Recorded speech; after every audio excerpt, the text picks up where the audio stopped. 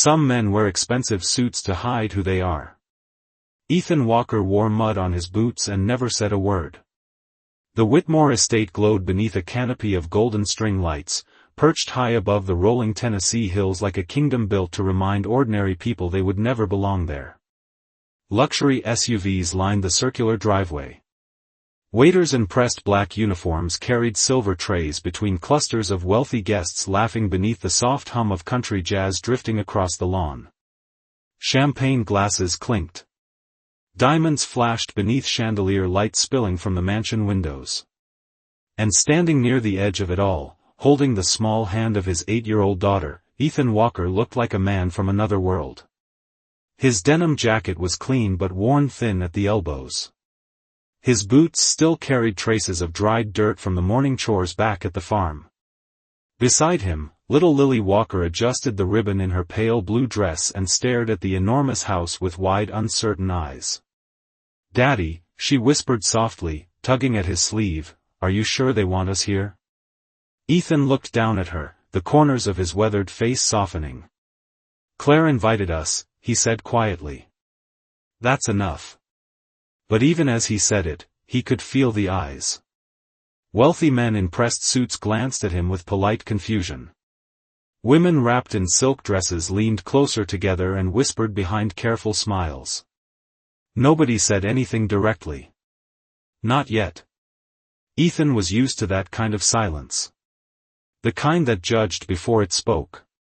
Near the marble staircase at the center of the lawn stood Richard Whitmore himself, tall, silver-haired, with the posture of a man who had spent 40 years being obeyed. His family owned half the county's farmland, 3 banks, and enough political connections to make most people nervous just standing near him.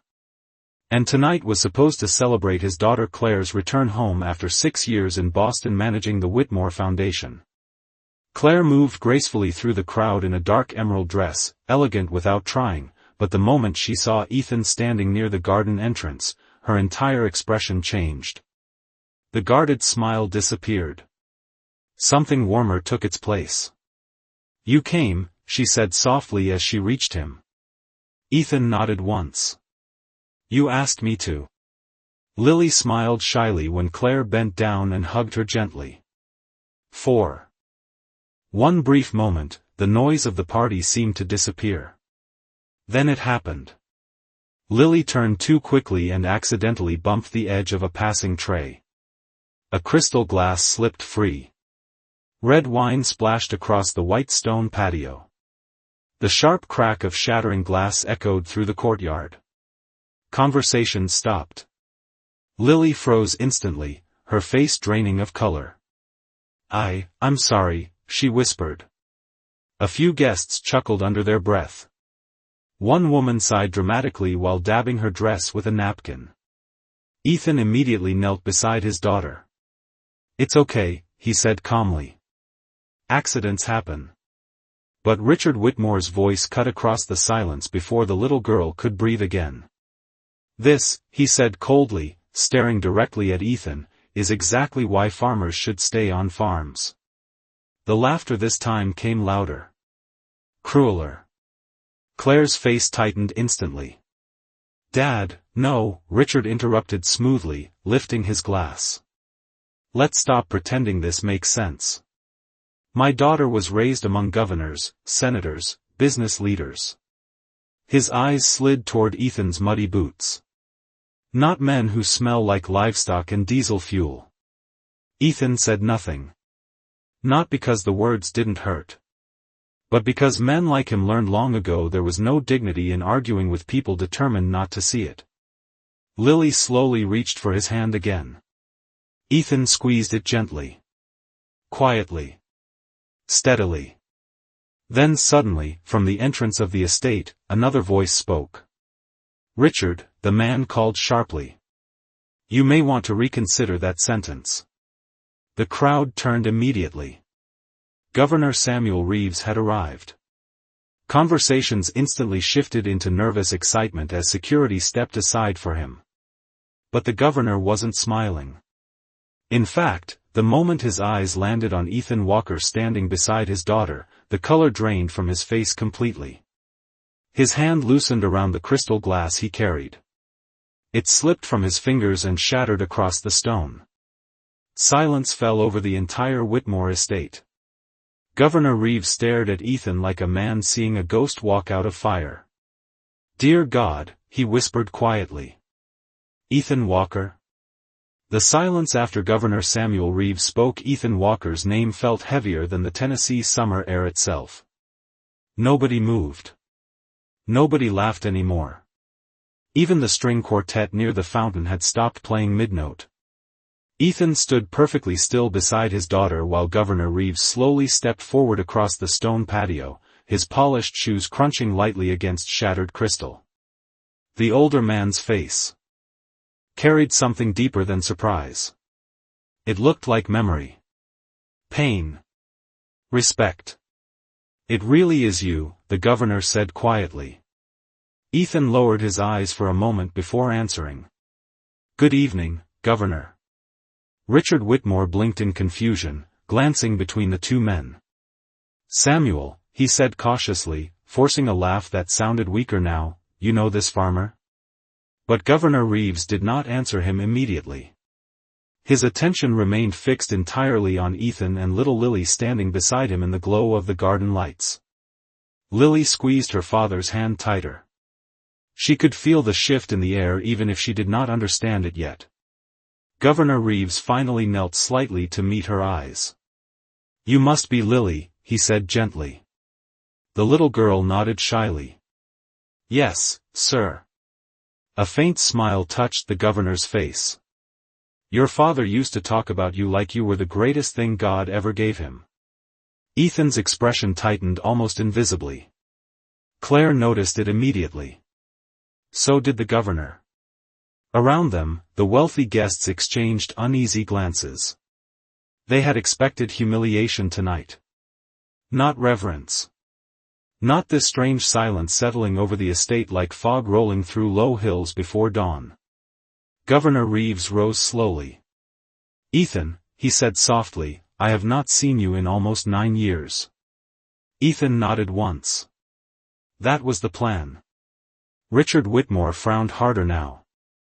"Hold on," he interrupted. "What exactly is going on here?" But Ethan spoke before the governor could answer. "It is fine," he said calmly. "Governor Reeves has important work. He does not need to waste his evening on old stories." The governor looked at him carefully. "You still do that," he murmured. "Still trying to disappear." Ethan gave the smallest shrug. "Some things are easier quiet." Claire watched him differently now. She had spent months wondering why Ethan always carried himself with that strange stillness. Why old veterans at the feed store greeted him with instant respect. Why he seemed completely unmoved whenever people insulted him. It was not weakness. It was restraint. Governor Reeves glanced toward Richard Whitmore, whose confident posture had begun to crack beneath growing uncertainty.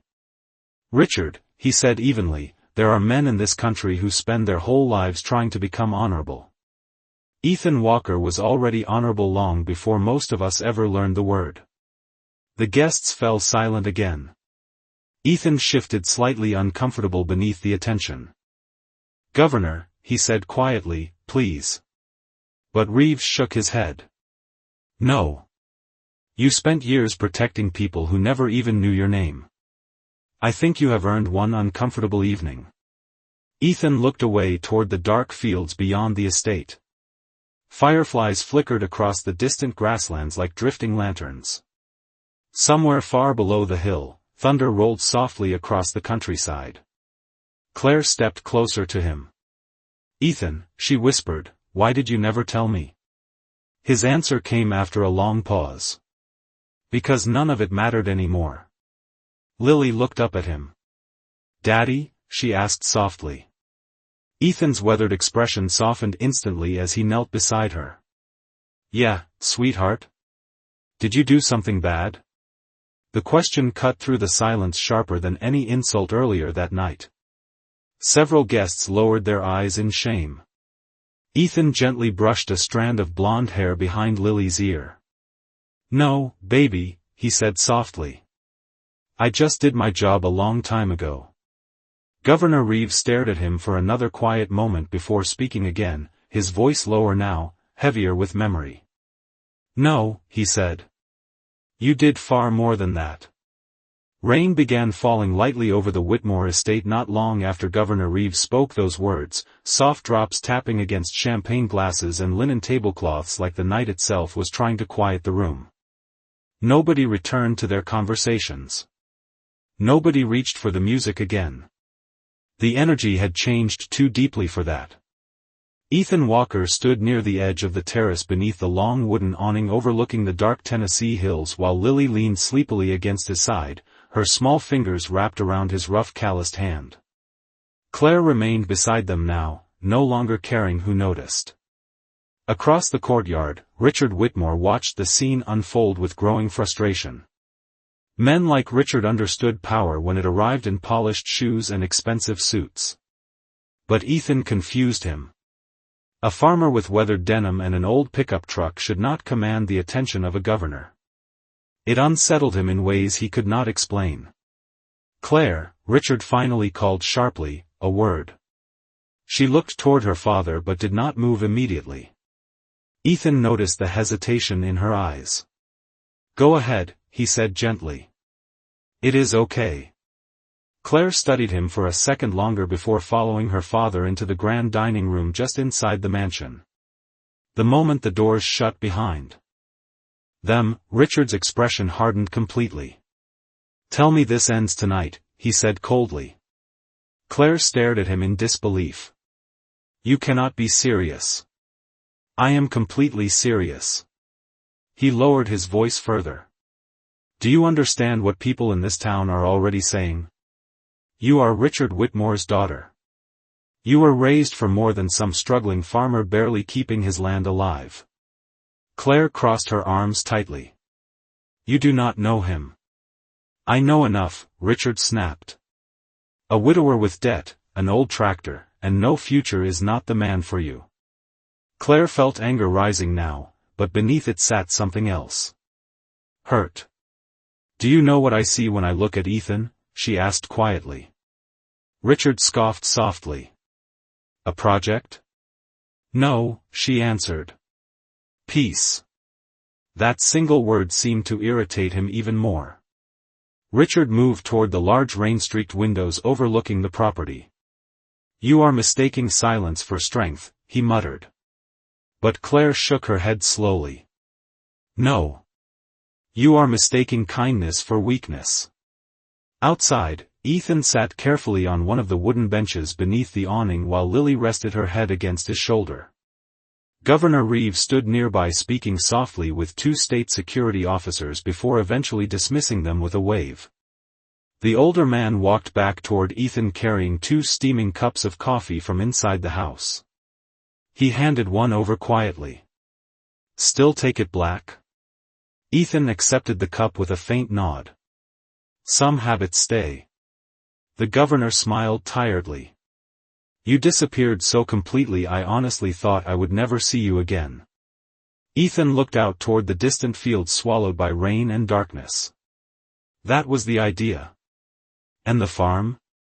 Reeves asked gently. Ethan shrugged lightly. "Some years are good. Some are not. Lily likes the horses. That helps." The governor glanced toward the sleeping child against Ethan's shoulder. "You gave up everything for her." Ethan's eyes softened instantly. "She gave me a reason to stay." Thunder rolled faintly across the hills again. The scent of wet earth drifted through the cold evening air. Governor Reeves leaned against the railing quietly studying the man beside him. There was no bitterness in Ethan. No anger. Only exhaustion carried with dignity. The kind earned slowly through loss most people never survive gracefully. Then suddenly, the mansion doors opened again. Claire stepped outside first, her eyes glassy with emotion. Richard followed behind her. Jaw tense and pride bruised. Several guests drifted closer instinctively sensing another confrontation approaching. Richard stopped a few feet from Ethan and crossed his arms. "Governor," he said carefully, "perhaps you can finally explain why exactly this man deserves such admiration." The rain continued falling softly around them as Governor Reeves slowly turned toward Ethan Walker once more. And for the first time that night, something heavy settled behind the governor's eyes like a memory he could no longer hold back. The rain thickened into a steady silver curtain around the Whitmore estate as Governor Samuel Reeves stood silently beneath the awning, his eyes fixed on Ethan Walker like a man staring at a chapter of his life he had spent years trying to forget. Guests gathered closer now, drawn not by gossip anymore but by something deeper. Curiosity had turned into tension. Even Richard Whitmore no longer looked fully certain of himself. The governor folded his hands slowly in front of him. 8 years ago, he began quietly, there was an operation overseas that never officially existed. Ethan lowered his eyes immediately. "Samuel," he warned softly. But the governor shook his head. "No. You have hidden long enough." Thunder rolled across the hills again, low and distant, while rainwater dripped steadily from the edge of the roof onto the stone below. Nobody interrupted him now. There were 19 Americans trapped inside a collapsed diplomatic compound, the governor continued. Communication was gone. Roads were blocked. Extraction teams could not reach them before sunrise. Several guests exchanged uneasy glances. Richard Whitmore stared carefully, his face slowly tightening. Governor Reeves looked directly at him. "I was one of those 19 people." Silence swallowed the terrace completely. Claire turned slowly toward Ethan, but Ethan kept his gaze on the rain falling beyond the estate lights. His expression carried no pride. Only discomfort. The mission was already considered lost, the governor continued. Washington wanted evacuation. Most men would have accepted that. He paused carefully. Ethan did not. Ethan exhaled slowly through his nose like a man exhausted by memories he never wanted reopened. Lily remained asleep against his shoulder, unaware of the entire world changing around her. For 16 straight hours, Reeves said quietly, this man kept people alive who had already been given up for dead. Richard Whitmore swallowed hard now. "You are saying he was military?" "Not just military," the governor replied. "He led the rescue team." A woman near the staircase covered her mouth softly in disbelief. Another guest glanced down at Ethan's worn boots as though seeing them for the first time. Ethan finally spoke, his voice calm but firm. "People died that day anyway." Governor Reeves looked at him carefully. "Far fewer because of you." The older man stepped closer now, lowering his voice slightly. "You know what I remember most?" Ethan did not answer. Reeves smiled faintly through the sadness in his eyes. "Not the chaos. Not the fear. I remember looking over and seeing you hand your water to a terrified 19-year-old translator while your own hands were shaking from exhaustion." He paused. "That is who you are, Ethan. Even now." Claire felt tears gathering in her eyes before she realized it. Because suddenly everything about Ethan made sense. The silence. The patience.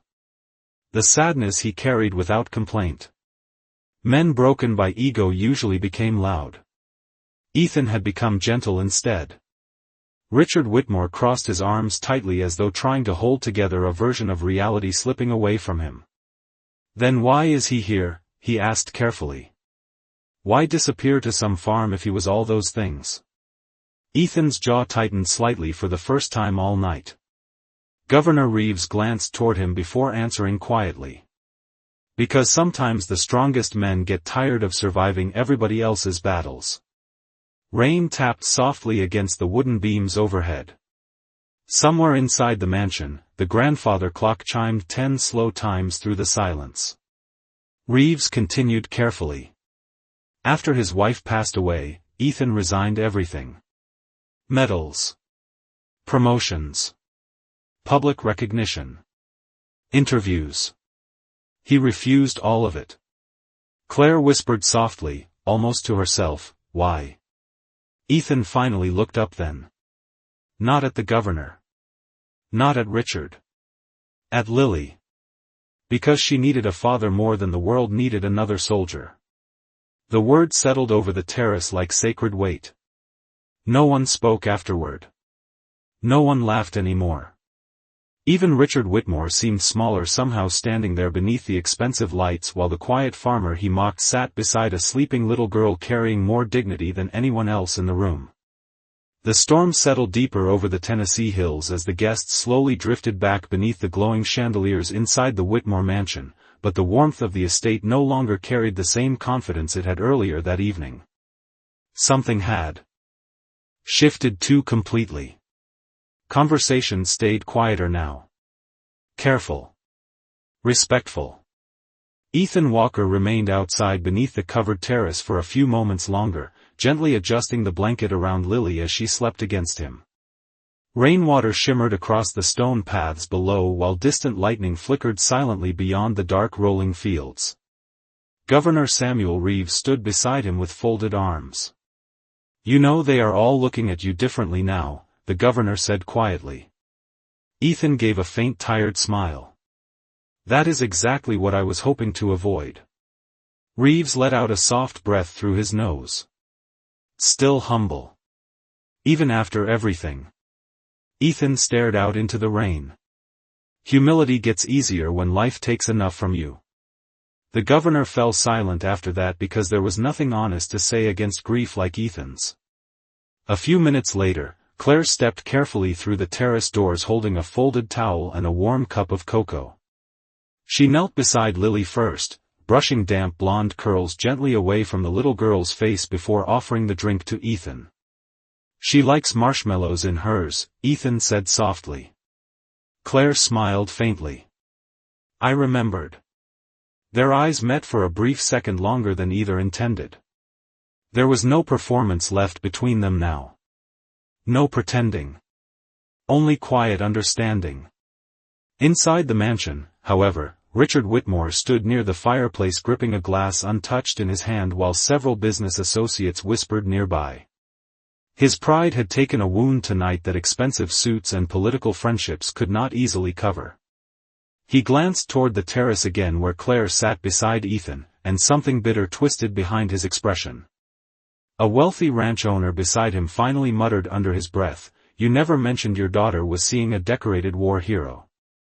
Richard answered coldly, "He is still a struggling farmer." The word sounded weaker now even to him. Across the room, Governor Reeves eventually returned inside, carrying the weight of old memories visibly in his face. Richard approached him immediately. "Samuel," he said quietly, "you honestly believe a man like Ethan Walker belongs in my daughter's future?" The governor studied him carefully before answering. "I believe men like Ethan Walker are the reason families like ours get to have futures at all." Richard's jaw tightened. "That does not change reality." "And what reality is that?" Reeves asked calmly. "Money?" Richard lowered his voice. "Stability. Legacy. Security. Claire was raised in a world Ethan cannot give her." Governor Reeves glanced through the terrace doors again where Ethan sat patiently helping Lily wake enough to drink warm cocoa beside Claire under the soft amber lights. "You are wrong," the governor said quietly. "He already gave her the one thing wealthy men spend their entire lives failing to buy." Richard frowned. "What?" Reeves answered without hesitation. "Peace." The word landed heavily in the room. Richard looked away immediately because deep down he already knew it was true. Claire had laughed more in the last 6 months around Ethan Walker than she had during years inside polished charity galas and political dinners. She smiled differently with him. Softer. Real. Out on the terrace, Lily slowly opened sleepy eyes and looked up at Claire beside her father. "Miss Claire," she whispered. Claire leaned closer instantly. "Yeah, sweetheart?" Lily hesitated. "Are rich people always angry?" Claire blinked in surprise while Ethan lowered his eyes with a faint exhausted smile. But before Claire could answer, Lily spoke again quietly. Daddy says people get mean when they are scared of losing something. Ethan gently squeezed her small hand. You should be sleeping. Lily smiled weakly against the blanket. I heard everything anyway. Claire felt tears sting her eyes unexpectedly as the little girl curled closer beside Ethan beneath the sound of steady rain. Because in that moment, sitting under soft lantern light with muddy boots beside polished marble floors, Ethan Walker did not look like a poor farmer at all. He looked like the safest place in the world. The storm finally broke wide open just after 11 o'clock. Wind slammed against the Whitmore estate hard enough to rattle the tall windows while rain poured across the hills in silver sheets thick enough to swallow the distant barns completely. Inside the mansion, guests gathered near fireplaces and candlelit hallways after the power flickered twice overhead.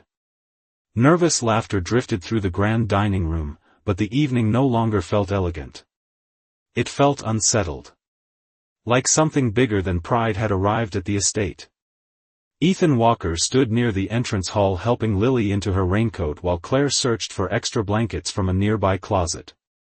Governor Reeves spoke quietly with security near the staircase when suddenly the front doors burst open against the wind.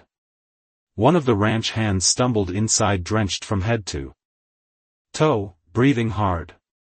Mr. Whitmore, he shouted over the storm, the south stable flooded fast. The horses broke through the lower gate. Richard Whitmore immediately straightened. How many? At least 12 got loose, the ranch hand answered. And Tommy was out there trying to close the fence line before the creek overflowed. Claire's face went pale instantly. Tommy? The ranch hand nodded quickly. Nobody has seen him in 10 minutes. Panic spread through the room immediately. Several guests began talking at once while thunder cracked so loudly overhead that the chandeliers trembled. Richard grabbed his coat sharply. Get the trucks moving now. But before anyone else reacted, Ethan was already standing. Calm. Focused. Different somehow.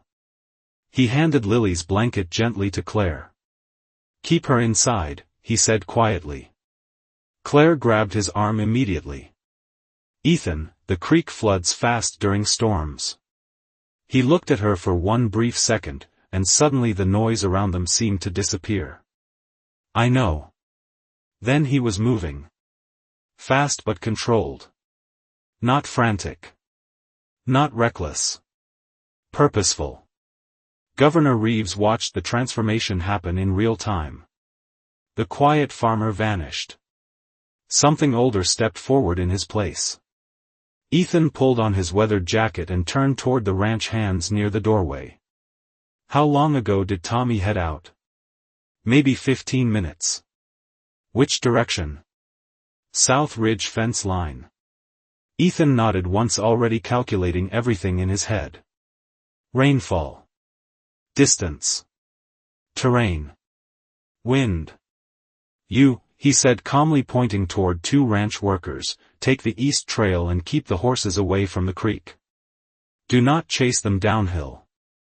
The men obeyed instantly without even realizing why. Ethan turned toward another worker. Get floodlights to the south gate. If the water rises above the tires, you stop driving. Richard Whitmore stared at him in stunned silence. Ethan was not asking permission. He was taking control. Governor Reeves folded his arms quietly beside the staircase, watching with something close to admiration in his eyes. Claire stepped closer again. Please be careful, she whispered. Ethan adjusted his old work gloves slowly. I will bring the boy home. Then without another word, he stepped out into the storm. The wind hit him immediately, violent rain soaking through his jacket within seconds as he crossed the massive front drive toward the lower fields. Lightning flashed across the Tennessee hills, illuminating fences bending beneath rushing water. Behind him, several ranch hands hurried to follow, but even in darkness Ethan moved with complete certainty.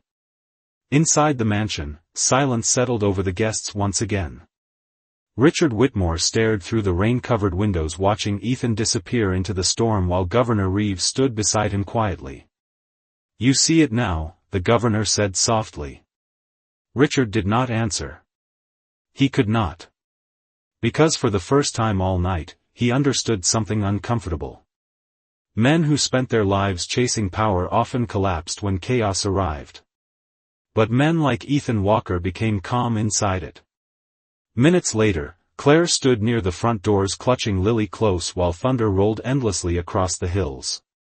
The little girl looked up at her with worried eyes. "He always does this," Lily whispered softly.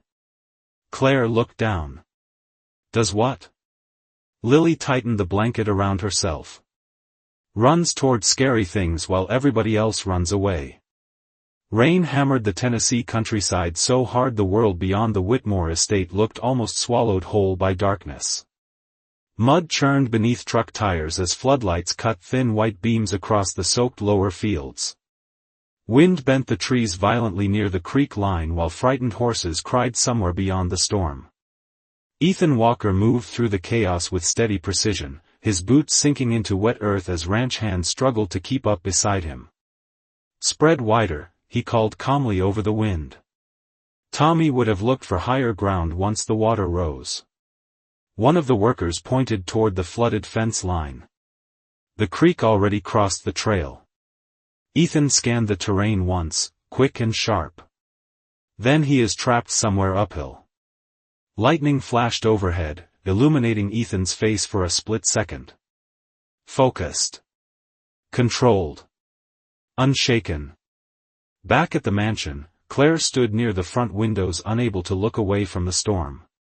Lily sat wrapped in blankets beside the fireplace clutching a warm mug between both hands while Governor Reeves remained near the entrance hall listening to updates crackling through a ranch radio.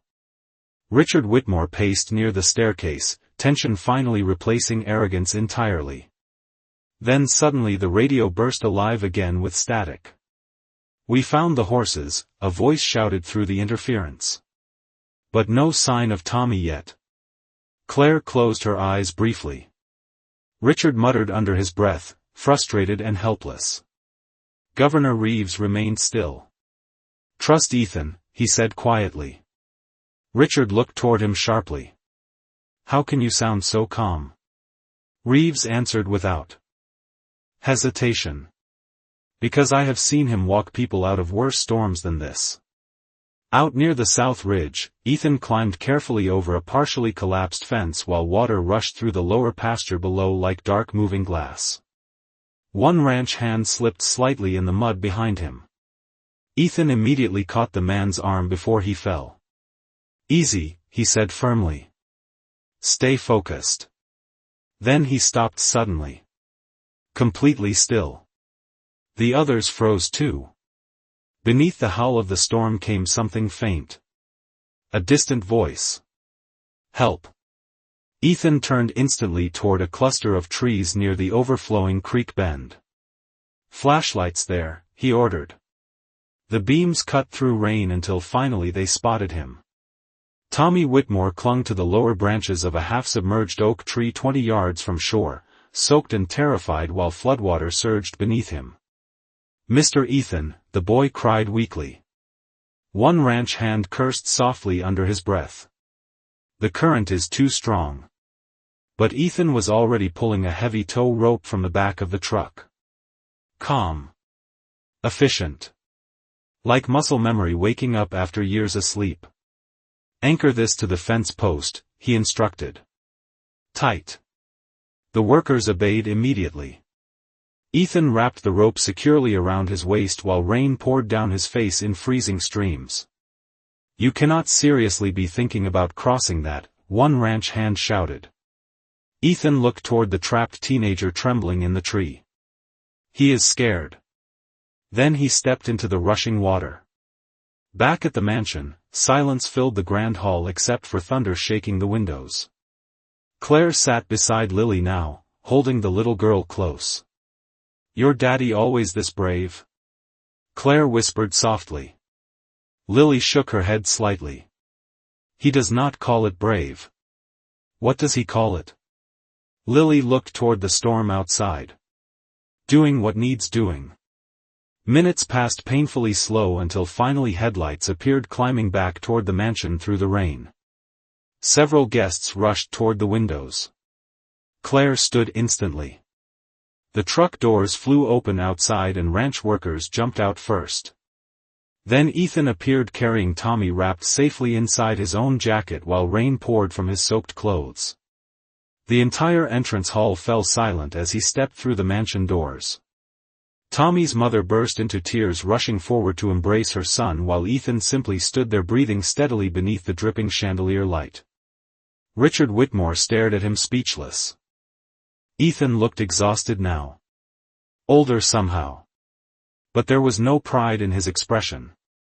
No demand for gratitude. He only glanced toward Claire and Lily to make sure they were safe. Then quietly, almost apologetically, he said, "Sorry about the mud on the floors." Nobody laughed. Because at that moment every person inside the Whitmore estate understood the same thing all at once. The poorest man in the room had just become the strongest. The storm slowly weakened after midnight, leaving the Whitmore estate wrapped in cold mist and the scent of rain-soaked earth drifting through the open entrance hall. Water still dripped from Ethan Walker's jacket onto the marble floor while ranch hands guided the remaining horses safely back toward the stables outside. Nobody seemed to care about the mess anymore. The mansion that had once felt proud and untouchable now felt strangely humbled. Tommy Whitmore sat wrapped in blankets near the fireplace while his mother held him tightly, tears still running down her face every few seconds as though she could not fully believe her son was safe. Across the room, guests who had laughed earlier now watched Ethan with quiet respect. Some avoided eye contact completely. Others looked almost ashamed. Ethan himself stood near the doorway beside Lily, who had finally fallen asleep again against his shoulder. His wet hair clung slightly to his forehead, and exhaustion showed clearly in the lines around his eyes. But even now, he did not ask for attention. He did not stand taller. He did not speak louder. He simply reached down and adjusted Lily's blanket one more time to keep her warm. Claire watched him from across the room with tears she no longer bothered hiding. Because for the first time in years, she understood what real strength looked like. It was not loud. It was not polished.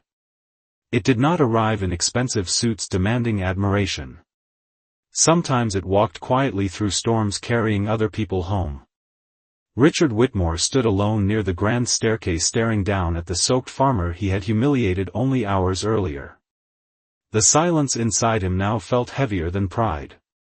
Governor Reeves slowly approached his side. "Still think he has nothing to offer your daughter?" he asked quietly.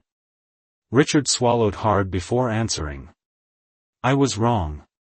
The words came painfully. Like something sharp finally breaking loose inside him after years buried too deep. "Governor." Reeves nodded once.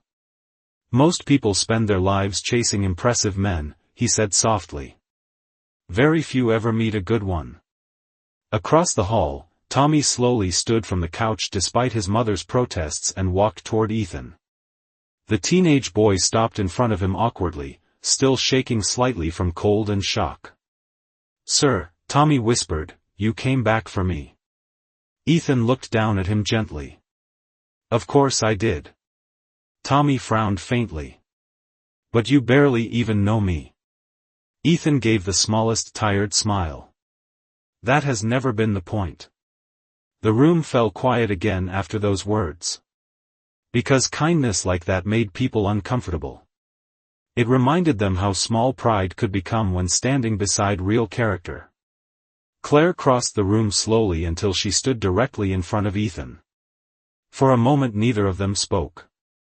Rain tapped softly against the tall windows behind them while candlelight flickered across the polished walls.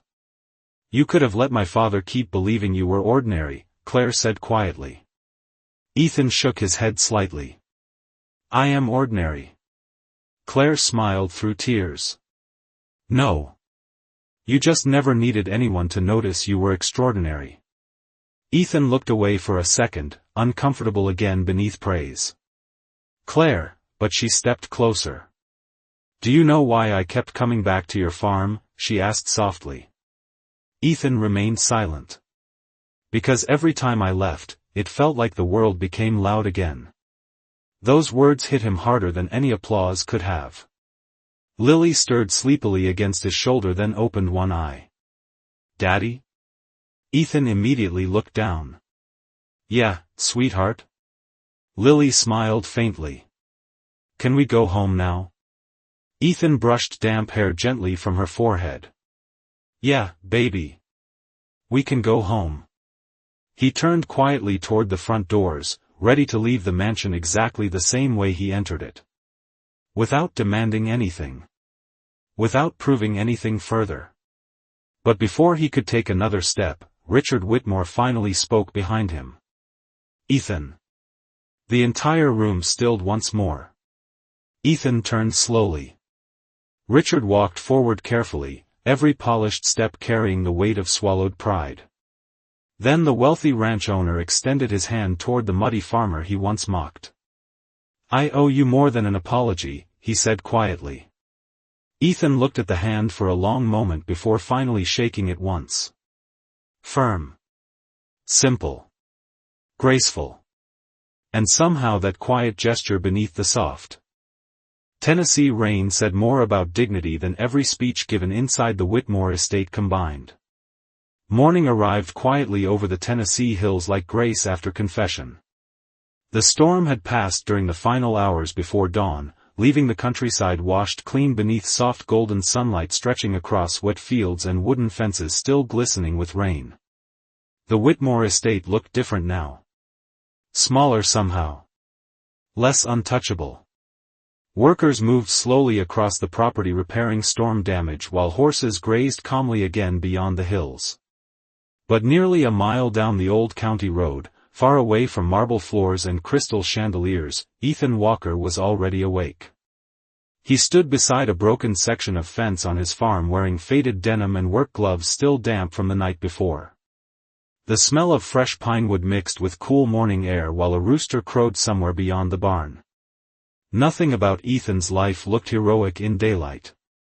That was the strange thing about truly strong people. Their greatness rarely announced itself once the crisis ended. Nearby, Lily sat on the tailgate of the old pickup truck swinging her legs while eating pancakes wrapped in foil from the diner in town. Miss Claire cooks worse than you, she declared seriously. Ethan smiled faintly while hammering another fence post into the ground. That is because I taught her. Lily giggled softly. It was the first full laugh Ethan had heard from her in weeks. The sound made something inside his chest loosen quietly. A few moments later, tires crunched slowly against gravel near the front gate. Ethan looked up expecting another ranch hand from Whitmore property. Instead, he saw Claire climbing out of an old dark green pickup truck wearing jeans, boots, and a simple cream sweater with no makeup and no polished city elegance left anywhere on her face. Just honesty. She carried a small paper bag from the bakery in town and walked toward the broken fence line carefully through the wet grass. Ethan leaned lightly against the wooden post. You are far from your fancy parties. Claire smiled softly. I think I like this place better. Lily immediately jumped down from the truck and ran toward her. Did you bring cinnamon rolls? Claire held up the paper bag proudly. Extra icing. Lily gasped dramatically before racing back toward the porch with the bag clutched like treasure. Ethan watched her go with quiet amusement before turning back toward Claire. For a moment neither of them spoke. Morning wind drifted gently across the farm carrying the scent of hay and rain-soaked earth. Somewhere inside the barn, horses shifted calmly against fresh straw. Claire finally stepped closer beside him and looked out across the fields. You know, she said softly, my father has spent 30 years trying to build a life people would admire. Ethan remained quiet. Claire looked at him then. And you built one people can feel safe inside. Ethan lowered his eyes briefly toward the muddy ground. Claire, last night changed nothing about who I am. I know, she answered gently. That is exactly why it changed everything for me. The words settled softly between them beneath the pale Tennessee sunlight. Ethan looked out across the fields his wife once loved, across the fences he repaired every season with tired hands and stubborn hope. I cannot give you mansions, he said quietly. Or private jets. Or political connections. Claire smiled through tears beginning to form again in her eyes. Ethan, she whispered, after last night, do you really still think that is what matters? He looked at her then. Really looked at her. And for the first time in years, the guarded exhaustion in his eyes eased just enough to let warmth through. Not dramatic. Not loud. Just human. Honest. Real. Lily suddenly shouted from the porch with icing already smeared across her cheek.